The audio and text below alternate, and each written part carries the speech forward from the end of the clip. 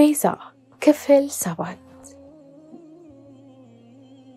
ከደስታም በላይ ነው ካልሆነም ግን ልጄ ባካተዘን ቤዛዬም የራሷ ምርጫ አላትና እናክብርላት እሺ ልጄ ላንተ ፈጣሪ ያውቃል ላንተ ያላት ትመጣለች እማ ተይ እንዲያትበኝ በአሁን ሰዓት የምታስፈልገኝ ቤዛ ብቻ ናት ኪሩ እንደሚወዳት አውቃለሁ እሷም ትወደዋለች ግን እኔ ከሱ በላይ ወዳታለሁ ከዚህ በላይ መስማት አልቻልኩም የጥፋተኝነት ስሜት ተቆጣጠረኝ ከድንጋጤ ብዛት እግሬ አልራመዳለኝ ከምንም እግሬ እያንፋቀቅኩ ውሃ ቀድቼ ጠጣሁ መልሼ ልጠጣ ስል የሆነ ነገር ሚዛኔን አሳጣኝና ወደቅኩ ከዛ ምን ይፈጠር አላውቅም ስነቃ ሆስፒታል ነኝ እናቴ አጠገቤ ቁጭ ብላለች እማ አልኳት የኔ ልጅ ነቃሽ ተመስገን ደህና ነሽ በላይ ጥያቄ ማአት አወረደችብኝ ደህና መሆኔን ነግሬያት ሮቢ የት እንደሆነ ጠየቅኳት ኪሩ ሊቀበለው ወጥቶ እንደሆነ ነገረችኝ እሺ ብዬ ዝም አልኩ ሮቢና ኪሩ ትንሽ ቆይተው መጡ ሁለቱም ደህና መሆኔን ጠየቁኝ ደህና እንደሆንኩና አሁን ወደ ቤት መሄድ እንደምፈልግ ነገርኳቸው ዶክተሩን ጠይቀውት ከሆስፒታል ወጣሁ ወደ ቤት ከእማና ከኪሩ ከሮቢ ጋር ተመለሰ ሶፋ ላይ ተኝቼ ሌሎቹ እየተጫወቱ ቤቱን አድምቀውታል ኪሩም አንቺ አልተሻለሽም እንዴ ዘጋሽን እኮ አለኝ እማዬም አየኔ ልጅ መጫወት ታውቅበትና ብላ ሳቀች እኔ ከሮቢ የሰማሁት ነገር የጥፋተኝነት ስሜት ፈጥሮብኛል ከአእምሮዬም አልወጣ ብሎኛል በቃ እኔ ልተኛ ተጫውቶ ብዬ ወደ ክፍሌ ገባሁ ሮቢ ተከትሎኝ መጣ አጠገቤ ቁጭ ብሎ ንገሪኝ አለኝ ግራ በመጋባት ውስጥ ሆኜ ምን አልኩት የተፈጠረው ነው ይሁንሽን ምን ሆንኩ እንዳትዋሺ መች ዋሸው ራሴን ሳትኩኝ ለምን እንደሆነ አላውቅም ከኔ ይልቅ ዶክተሩን ብትጠይቀው አይሻልም ነበር ሮቢ አልኩት ሮቢም ብድግ ብሎ አልተዋጠልኝም ብሎ ወጣ ማታ ላይ እንቅልፍ አልወስድ ሲለኝ ወጥቼ በረንዳ ላይ ቁጭ አልኩ ውስጤም ማዳመጥ በሞክርም ብዙ ሐሳቦች ተዘበራርቀውብኝ የትኛውን ላዳምጥ ትንሽ እንደቆየው ተሻልሽ የሚል ድምጽ ከኋላ ሰማሁ ዞር ስል ኪሩ ነው ወንበር ይዞ መጥቶ አጠገቤ ቁጭ አለ ደግሞ ደህና ነሽ አሁን ተሻለሽ አለኝ ትንሽ ፈገግ ብዬ አዎ በጣም ደህና ነኝ አልኩት ኪሩም በሰላም ነው ታዲያ በዚህ ሰዓት ውጪ ቁጭ ያልሽው የጥፋተኝነት ስሜት ተሰምቶ ያውቃል አልኩት ኪሩም ግራ በመጋባት ማለት አለኝ ምን ማለት አለው የጥፋተኝነት ስሜት ተሰምቶ ያውቃል እሺ ያውቃል ምነው አንቺን ተሰምቶሽ ነው እንዴ አለኝ ነው መሰለኝ ማለት ምን አድርገሽ ነው የጥፋተኝነት ስሜት የሚሰማሽ ተውዝም ብዬ ነው ደህና ደር ብዬ ብድግ አልኩ ቆይ ብሎ እጄን ያዘኝ እጄን እንደያዘኝ ከተቀመጠበት ተነሳ አታምኚኝም እንዴ ለምንድነው በግልጽ የሆንሽው የማትነግሪኝ ሲከፋሽም ስትደሰሽም አብርሽ መሆን ፈልጋለሁ አለኝ ለምን ኪሩ ንገረኝ እስቲ ለምን እባክሽ መመለስ የማልችለው ጥያቄ አትጠይቂኝ መመለስ ከከበደኝ ለምን ጥያቄው እንዲነሳ ታደርጋለህ ቢዚ እኔ እንድታውቅልኝ የምፈልገው ሁሌም ከጎንሽ እንደሆንኩ እደግምልሻለሁ ስትታመሚ ስትደሰጂ ስትከፊ ስታለቅሺ አብርሽ መሆን ከጎንሽ ለሆነ ፈልጋለሁ ምክንያቱም ለኔ በጣም አስፈላጊ ሰው ነሽ አለኝ ባንዴ ስለ ሁሉም ነገር ረስቼ አይኑን ማየት ጀመርኩ ኪሩም ወደ ደረቱ ለጠፈኝ እቅፍ ውስጥ አስገባኝ ኦፍ መቼም ከሱ እቅፍ ባልወጣ ደስ ባለኝ ነበር ሰዓቱ ቢቆም ደስ ይለኝ ነበር እንደዛው አቅፋ ውስጥ በቀር ትንሽ እንደቆየው ግን አልተቻላችሁ አለ የሆነ ሰው ኪሩ ከእንቅፉ ሲያስወጣኝ ዞር አለ ሮቢ ነው ሮቢን ፈገግ ብሎ አረ በጭራሽ እንዲው ውሃ ልጠጣ ስነሳ በዛው ቢዚ እንደህነት ሆሌ ብዬ ክፍሏ ሲሄድ ሳጣት በረንዳ ላይ ስመጣ አገኘው አለው ኪሩም ፈገግ ያለ እኔም ድንገት ስነሳ እዚህ አገኝቻት ነው አለ ሮቢም ምነው ቢዚ አመመሽ እንዴ አለኝ ሮቢን አይኑን ለማየት አቃተኝ አንገቴን አቀርቅሬ ደህና ነኝ አረ እንቅልፍም ቢብሎኝ ነበር አልኩት ሮቢም በቃ ነው ግቡ ንፋስ አላለን ተያይዘን ወደ ውስጥ ገባን ጠዋት ቁርስ ሰርተው ቀሰቀሱ ሁላችንም ተሰብስበን ቁርስ በላን። ቡና እየተፈላ ያለ ሄሎ ደወለችልኝ። ወጣ ብዬ አነሳው። ሄሎም ደህና እንዳልሆነችና ዛሬ እንድንገናኝ ጠየቀችኝ። እንደማገኘናትና የዳጊን ደህንነት ስጠይቃት እሷም እንደማታውቅ ነገረችኝ። በቃ በኋላ አገኝሻለሁ ብዬ ስልኩን ዘግቼ ወዲያው ለዳጊ ደወልኩለት። ትንሽ ካስጠበቀኝ በኋላ አነሳው። የዳጊ ድምጽ ጥሩ አይደለም። ደህንነቱን ስጠይቀው ደህና መሆኑን ነገረኝ። የሚያወራኝ ነገር ካለ ጠየቅኩት። እንደሌለ ነገረኝ። ትንሽ አውርተን ቻው ብዬ ለዘጋው ስል ቆይ ቤዛ አለኝ። ወይ ስለው እሺ በቃ ደህና አይደለም፣ ሁሉንም ነገር እነግርሻለሁ፣ ከቻልሽ ዛሬ ላገኝሻለሁ። ከሄሉ ጋር ቀጠሮ አለኝ። ምን ላድርግ ብዬ አሰብኩና ሌላ ቀጠሮ ስላለኝ ወደ ማታ ላገኝ አልኩት። እንደሚመቸውና እንድደውልለት ነግሮኝ ተስማምተን ስልኩን ዘጋሁት። እቤት ስገባ ሮቢ ሁሉ ሰላም ነው አለኝ። አዎ ሰላም ነው ብዬ ቁጭ አልኩ። አንዳንድ ነገር እየተጨዋወትን ሰዓቱ ሄደ። ገብቼ ሻወር ወስጄ ልብሴን መቀየር ጀመርኩ። ሄሎም ደወለችልኝ። ልወጣ እንደሆነና አንድ ቦታ ተቀምጣ እንድትጠብቀኝ ነገርኳት። ለባብሼ ጨርሼ ወደ ሳሎን ሄድኩ። ሮቢም ወዴት ነው አለኝ ኮስተር ብሎ። አንድ ቀጠሮ አለብኝ ሮቢ አልኩት።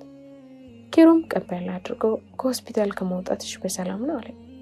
ደህና ነኝ እኮ ከባድ ነገር አላመመኝም፣ ደሞ አስቸኳይ ነገር ስለሆነ ነው እሺ በይ እናቴን ሳም አደረኳት።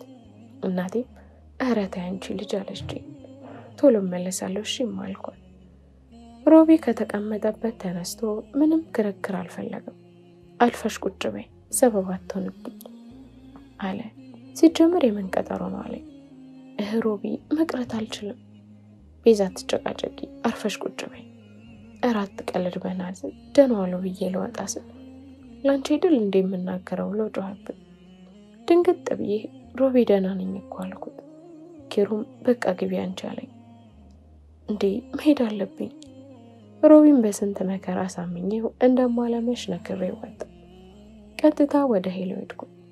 ሄሎ እንዳገኘኋት ወደ ገደለው ገባሁ። ለምንድን ነው የተፈጠረው ብዬ ጠየቅኳት። ሄሎም ወዲያው ካይኗን ዱብ ማለት ጀመረ። ሄሎ ስትስቅ ብቻ ስታብድ እንጂ ስትሆን አይቻት አላቅም። ደነገጥኩኝ። ኧረ ሄሎ ምንድነው አልኳት። ከዳጊ ጋር ተጣላን አለችኝ። እንዴ ሄሎ ታዲያ ዳጊ እኮ ባንቺ አይጨክንም ለዚህ ነው አልኳት።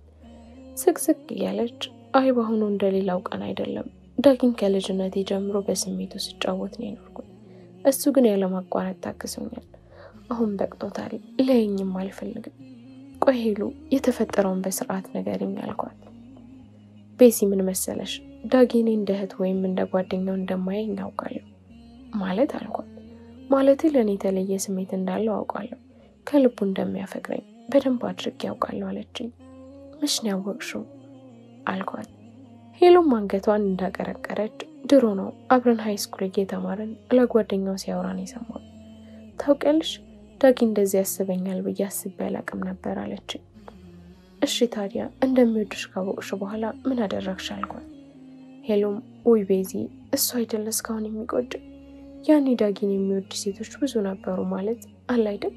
ዳጊ ቆንጆ ነው፣ ጸባዩ በጣም ደስ የሚል ነው፣ ተጫዋችም ስለሆነ የሴቶችን ቀልብ ይስባል። ግን እሱ አንዷንም ሴት ድግድ ሰጥተው አታውቅም። በኖርማል ግንኙነት ብቻ ነው የሚቀርበው። እኔም በዳጊ መፈቀሬ ኩራት እንዲሰማኝ ያደረገ። ለሱ ስሜት ቅንጣት ታክል ሳላዝን ወንድ መቀየር ጀመርኩ። ዳጊ ምንም ተናግሮኝ አያውቅም። ትዕግስቱ በጣም ይገርመኝ ነበር።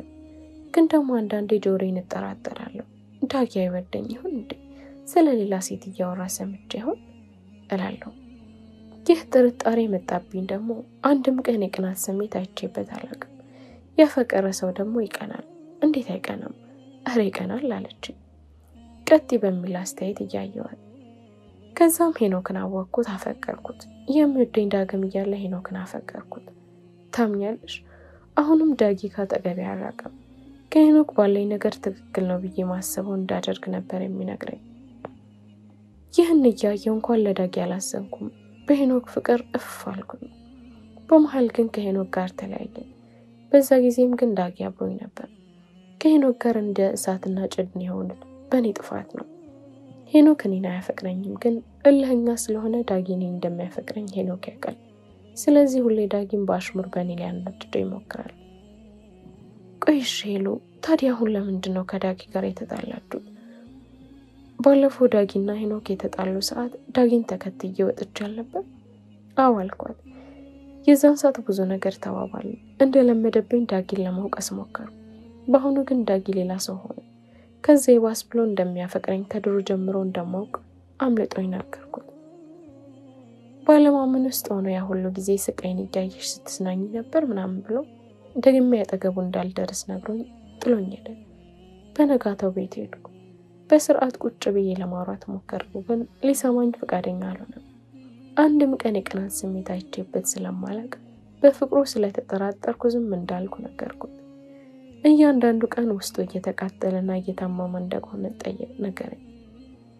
ይቅርታ ብዬ ጥፋቴን ለማስተካከል ለሞከር ስል ከቤቱ እንደወጣለት ጠየቀኝ። ለመንኩት፣ ግን ጭራሽ ሊያየኝ እንደማይፈልግ ነገረኝ። የማወራሽን የማደርገው ግራ ገብቶኝ ዝም ብዬ ሄሉን መመልከት ጀመርኩ። ሄሉም እያለቀሰች እሺ እንዲያትኝ ጥፋተኛ ነኝ፣ ግን ቤዚ በእናትሽ እርጅኝ፣ እኔ ያለ ዳጊ መኖር አልችልም። ሄሉ ታዲያ ከዳጊ ተለይተሽ መኖር ማትችይ ከሆነ ለምን እሱ ካንቺ የሚርቅበትን ምክንያት አደረግሽ? አልኳት። መልስ ሳትመልስልኝ ዝም ብላ ታለቅሳለች። ሄሉ አልኳት። ወይ ቤዚ አለችኝ ወደ እኔ እያየች። አሁንም ባሽን ጠረጊና የምትሽቅሽን ነገር በስርዓት መልሽልኝ። እሺ ምንድነው? ሄሉ የምችለው ሁሉ አድርጋለሁ፣ ግን መጀመሪያ ማወቅ የምፈልገው ነገር አለ። ምንድነው ቤዚ? አለችኝ። ዳጊን ታፈቅሪዋለሽ?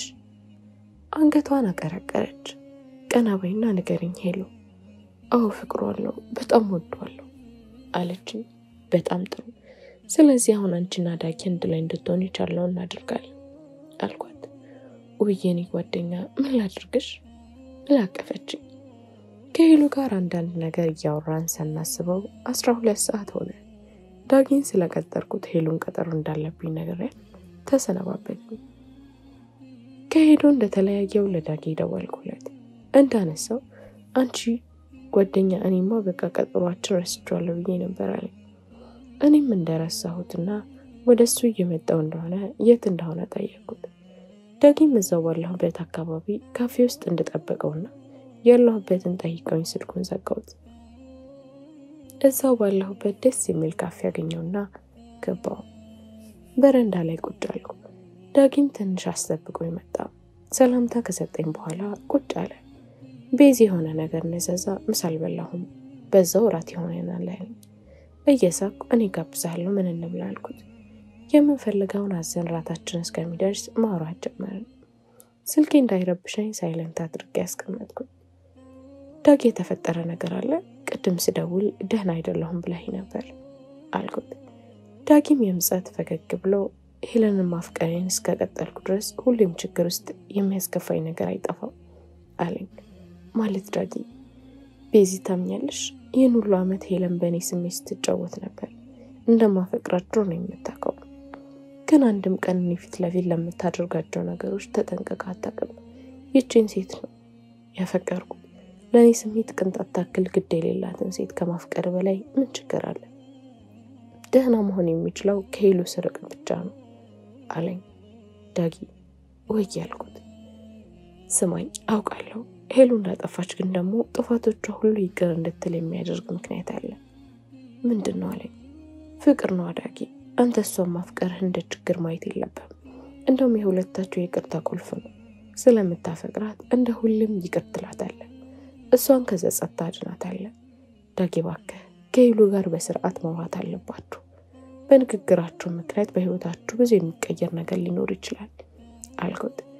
ዳጊም ሄሉ አግኝተሻት ነበር እንዴ? አዎ ቅድም ከሷ ጋር ነበርኩ አልኩት። ደህና ናት አለኝ። ዳጊ ደህና አይደለችም፣ ለዚህ ነው የምልክ። እኔ ሶስተኛ ሰው ሆኜ እንድገባ አታድርጉኝ። ኧረ ቤዚ እኔ እኮ ትንሽ ካንቺ ጋር ሳወራ ቀለል ስለሚለኝ ነው ብሎ ፈገግ አለ። እየተሳሳቀን ራታችን መጣ። ራታችን እየበላን እኔ ምልሽ አንቺስ ግን ደህና ነሽ? ስላንቺ እኮ ካወራን ቆየ አለኝ። ወዲያው ስሜቴ ተረበሸ። ዳጊም ስሜቴ መቀየሩን ከፊቴ ተረድቶ ምንድነው የተፈጠረው ንገረኝ አለኝ። ትንሽ ፈገግ ብዬ ምንም የለም ዳጊ ዝም ብዬ ነው አልኩት። ዳጊም እንዳይጀምርሽ ደግሞ ይህ ድብቅነትሽ አያዋጣሽም፣ አሁን ቶሎ ተናገሪ አፍጥኝ ብሎ አፈጠጠብኝ። ምን ብዬ ማውራት እንዳለብኝ ግራ ገብቶኝ ዝም ብዬ አይኑን ማየት ጀመርኩ። ዳጊም ይኸውልሽ ቤዚ ጓደኛሽ እኮ ነኝ፣ ከጓደኛም በላይ ወንድምሽ ነኝ። ለኔ ደግሞ እህቴ፣ አማካሪ፣ ጓደኛዬ ነሽ። አንቺ ስላለሽ ነው ስሜቴን ግልጽ አድርጌ የምናገረው እና እባክሽ የኔን ችግር ሰምተሽ መፍትሄ እንደምትፈልጊው ያንቺንም ልስማ። ቢያንስ ማድረግ የማልችለው ነገር እንኳን ባይኖር ስትነግሪኝ ቀለል ይልሻል አለኝ። ፈገግ ብዬ ከወንበሬ ተስተካክዬ ተቀመጥኩ እና ማውራቴን ቀጠልኩ። ከሮቢ ጋር ተጣልቼ እንደነበር መቼም ትዝ ይልካል አይደል? አዎ አለኝ። ከዛ ደግሞ ይቅርታ ጠይቆኝ ወደ ቤት ተመልሻለሁ አይደል አልኩት። ከዛም ከኪሮ ጋር መቀራረቤን ሮቢ በስካር መንፈስ ሆኖ ኪሮ እንደሚወደኝ እንደነገረኝና ሮቢ ለማዬ ሲያወራ የሰማሁትን ነገር ሁሉንም ነገርኩት። ዳጊም ዝም ብሎ ካዳመጠኝ በኋላ በሮቢ ጉዳይ ይደነግጣል ይገርማል ብዬ ስጠብቅ እሱ ላይ ግን ምንም የመገረም ስሜት አላየሁበትም። አንተ ዳጊ ምንድነው ሁሉንም ከኔ በፊት የምታውቀው እኮ ነው የምትመስለው አልኩት። እንደዛ እኮ አይደለም ቤዚ፣ ግን ይህ ነገር ሊፈጠር እንደሚችል ገምቻለሁ አለኝ። ማለት አልኩት። ዳጊም እኔ ቤት ያደረሰሽ ቀን አንቺና ሮቢ ያጣላችሁን ነገር ስትነግሪኝ ሮቢ ትክክለኛ ወንድምሽ እንዳልሆነ ጠይቄሽ ነበር አይደል? አዎ አንተም ሄሎም ጠይቃችሁኛል አልኩት። አዎ ሁለታችንም ሮቢ ለአንቺ ስሜት እንዳለው ስለጠረጠርን የጠየቅንሽ፣ ወንድምሽ ካልሆነ አንቺን እንዳያፈቅርሽ የሚያደርግ ምክንያት የለም። ብቻ ጠርጥሬ ነበር። እናም ይኸው ጥርጣሬ ልክ ነው። ቆይ ታዲያ ምን ልታደርጊ አሰብሽ አለኝ። ዳጊ አላቅም፣ ምንም አላቅም አልኩት። ቆይ አንቺ ኪሩ ነው አይደል የምታፈቅረው አለኝ። አንገቴን በአዎንታ ነቀነቅኩለት። በቃ ኪሩቤል የሚያፈቅርሽ ከሆነ አብራችሁ ትሆናላችሁ አለቀ አለኝ። ለሮቢ ምንም ችግር የለውም አይደል? እንደውም ተስፋ ይቆርጣል አይደል አልኩት። ዳጊም ፈገግ ብሎ ፍቅር ላይ እንዳይሰራም ቤዚ፣ ይቅርታ ግን ለዋሽሽ አልፈልግም። ሮቤልም በቆሙን የምትገዲው እያፈቀረሽ የሌላ ሰው ሆነሽ ሳይሽ ከሚወደው ጓደኛ ጋር መሆኑ ይበልጥ ለሱ ከባድ ነው። እስካፈቀረሽ ድረስ ካንቺ ጋር ስለሚኖረው ህይወት ያስባል። ካንቺ ጋር የተመኘው ኑሮ ጓደኛው ሲኖረው እንደማይት የሚጎዳው ነገር ያለ ብዬ አላስብም አለኝ። ዳጊ ቆይ ልታሳብደኝ ነው እንዴ? ጭንቀቴን እንዳታባብስብኝ እኮ አይደለም የነገርኩ አልኩት። ቤዚ ከሟሽሽ እውነቱን ነግረሽ ሁሉንም ብትጋፈጭ ይሻላል ብዬ ነው አለኝ። ብቻ አንቺ አትጨነቂ፣ አምላክ ያለው ነው የሚሆነው አለኝ። አሁንም ከዳጊ ጋር እያወራው በጣም መሸ። ስልኬን ሳይለንት ማድረጌን ግን ረስቼዋለሁ። ድንገት ሰዓት ሳይ ስልኬን ከፈትኩት። 3:35 ይላል። ክው አልኩኝ። ከዛም አልፎ ብዙ የስልክ ጥሪዎች ገባልኝ። ሮቢ 16 ጊዜ፣ ኪሮ 12 ጊዜ፣ ሄሎ 8 ጊዜ ደውለውልኝ ነበር። ስልኬን እያየው ሄሎ ደወለች፣ አነሳሁት። ምን እንደሆንኩ እየጮኸች ጠየቀችኝ። ስልኬን ሳይለንት አድርጌ እንደሆነ ነገርኳት። ሮቢ እሷ ጋር ደውሎ እንደነበርና በጣም እንደተጨነቀ ነገረችኝ። የሄሎን ስልክ ለክፉ ቀን ይሆናል ብዬ ሰጥቼው ነበር። ለሄሎም እንደደወለልን ነግሬያት ኪሮ የቲንክ ገባ። ሄሎን ቻው ብያት የኪሮን ስልክ አነሳሁት። ዳጊም ምንድነው ብሎ በአይኑ ጠየቀኝ። ኪሮም ሄሎ ቤዛ ደህና ነሽ? የት ነሽ ብሎ የጥያቄ ማዕት አወረደብኝ። ደህና እንደሆንኩና ስልኬን ሳይለንት አድርጌው እንደነበር ነገርኩት። በቻለው አቅም ሮቢ እንዲያረጋጋው ነገርኩት። የት ነሽ? አብረን ነን አለኝ። እኔ ራሴ እንደምመጣ ነገርኩት። የኪሮን ስልክ ሮቢ ተቀብሎት የት ነሽ አለኝ። ሮቢ እየተንተባተብኩኝ ሮቢን ይመጣለው፣ እውነት አሁን እመጣለሁ አልኩት። በስልክ እስከማይመስለኝ ጮሆ የት እንደሆንሽ ብቻ ተናገሪ አለኝ። ያለሁበትን ነገርኩት። እስከሚመጡ እንደምጠብቃቸው ነግረውኝ ስልኩን ዘጋው። ዳጊ ሁኔታዬን እያየ ምንድነው አለኝ። ስላመሸው ደንግጣው ነው አልኩት። ዳጊም ዝም ብሎ ካየኝ በኋላ የምርሽ ነው ግን አለኝ። ምንን አልኩት። ሮቤል እንደዚህ የምትፈሪው? እርመች ፈራውት አልኩት። ኪሩቤልም በኖርማል እያወራሽ ሮቤል ሲያወራሽ እኮ መንተባተብ ጀመርሽ አለኝ። እውነት ለመናገር ዳጊ ለክ ነው። ሮቢ በመወደውም በማከብረው መጠን በጣም ነው የምፈራው።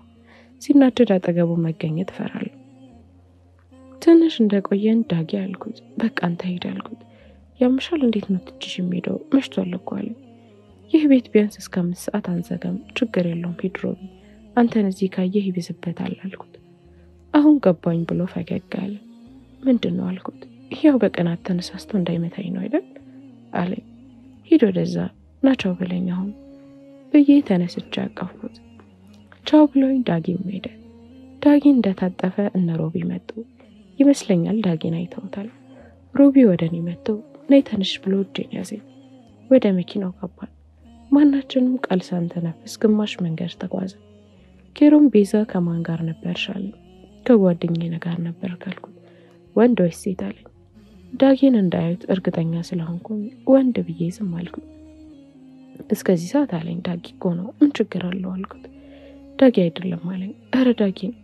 ቤዛ እንዳትዋሽኝ አለኝ። እንዴ ምንድን ነው የምትለኝ? ኪሮ ይምሬን ነው። ኪሮም መኪናውን እየነዳ በር ጋር አደረሰ። ሮቢን አይውረጅ አለኝ። እሺ ብዬ ወረዱ። ሮቢም ለኪሮ አትገባም እንዴ? ኪሮም አይልሂድ ነገ እንገናኛለን ብሎ ተሄደ። ኪሮ ባይሄድ ለኔ ጥሩ ነበር። ሮቢ ሂጂ ግቢ አለኝ። ወደ ቤት ገባን። ቤት ስገባ እማዬ ቁጭ ብላለች። እማዬን ይቅርታ እየጠየቅኩ ሮቢ መጣ። እማ ግቢ ተኝ በቃ አላት። እሺ ብላ ተነስታ ገባች። ወደ ክፍሌ ልገባ ስል ቁጭ በያለኝ። ቆይ ሀሳብሽ ምንድን ነው? ዝም አልኩት። ዝም አትበይ። አጠገቤ መጥተው ካገጬ ቀና አድርጎኝ ቆይ ለምን አታርፊም አለ። ምን አደረግኩ? ቤዛ ቆይ ንገሪኝ፣ ከስንቱ ልጠብቅሽ? ለውበትሽ ለጋሽ ብቻ ሳይ ብሎ የሚመጣ አውሬ በሞላበት እንዴት አድርጌ ልከልልሽ? ኧረ እንደዛ አይደለም እኮ ስል አቋረጠኝ። ዝም በይ ቤዛ፣ እኔም ከአውሬዎቹ መሀል ስለነበርኩ በደንብ ነው የማውቁ። ንገሪኝ፣ ሰው አይን ውስጥ እንዳትገቢ ምን ላድርግ? ኧረ ሮቢ ከዳጊ ጋር ነበርኩ እኮ ብዬ አንገቴን ዳፋው። ስልክ ለምንድን ነው ያላነሳሽልኝ? ንቀት ነው አለኝ። ኧረ በእውነት አይደለም፣ ስልኬን ሳይለንት አድርጌው እረስቼው ነው አልኩት። ምንም ሳይለኝ ብድግ ብሎ ወደ ውጭ ወጣ። እኔም ተነስቼ ወደ ክፍሌ ገባው። በነጋታው ቁርስ እየበላን እማዬ የኔ ልጅ ከመሲ ጋር ሄደሽ አስቤዛ ገዝታችሁ ትመጣላችሁ፣ በዛም ታግዣታለሽ አለችኝ። ሮቢ ቀበል አድርጎ እማዬ ቤዛ ለትንሽ ጊዜ ከትምህርት ቤት ውጪ ከዚህ ቤት የምትንቀሳቀስ መብት የላትም አትችልም ማለት። ሳላስበው ጮክ ብዬ ማለት ለምን ሲባል አልኩት። ምንም ሳይል ዝም ብሎ ተመለከተኝ። ደንገጥ ብዬ አይ ማለቴ ለምንድን ነው የማልወጣው አልኩት። ለትላንትናው ግድ የለሽነት ቅጣት ነው አለኝ። እንዴ ታዲያ እንደ ህፃን ልጅ ከቤት እንዳልወጣ ለከለከለኝ ነው? አዎ እየከለከልኩሽ ነው። እማዬ አንድ ነገር በይው አልኳት። ወደ እናቴ እየተመለከትኩ ሮቢዬ ተው እንጂ የኔ ልጅ ወጣት እኮ ናት፣ እንዴት ከቤት አትወጭም ይባላል አለችው። ሮቢም እማዬ ትላንት ልጅ ምን ሆና ይሆናል ብለሽ እንዴት ስትጨነቂ እንደነበር እናውቃለን። እንደ ጎረምሳ 4 ሰዓት ከቤት ስትገባ ዝም እንድላት ነው? በጭራሽ አለ። እማዬም ዝም አለች። ሮቢም ከመቀመጫው ተነስቶ ወደ ክፍሉ ሄደ። ትንሽ ቆይቶ ልብሱን ቀይሮ መጣ። በቃዬ ሰላም ዋሉ። አንቺ ደግሞ ከዚህ ቤት ብትወጪ እኔን አያደርገኛል። ትምህርቴስ? እኔ አደርስሻለሁ አለቀ። ሰላም ዋሉ ብሎ ወጣ። ወደ እማዬ እያየው እማ ለምን ዝም ትይዋለሽ አልኳት። ተይኝ እስቲ እኔ በእናንተ መሀል አልገባም ብላ ብድግ ብላ ወደ ውስጥ ገባች። እውነት ለመናገር እማዬንና ሮቢ መሀል ገብታ አታውቅም። ዝም ነው የምትለን።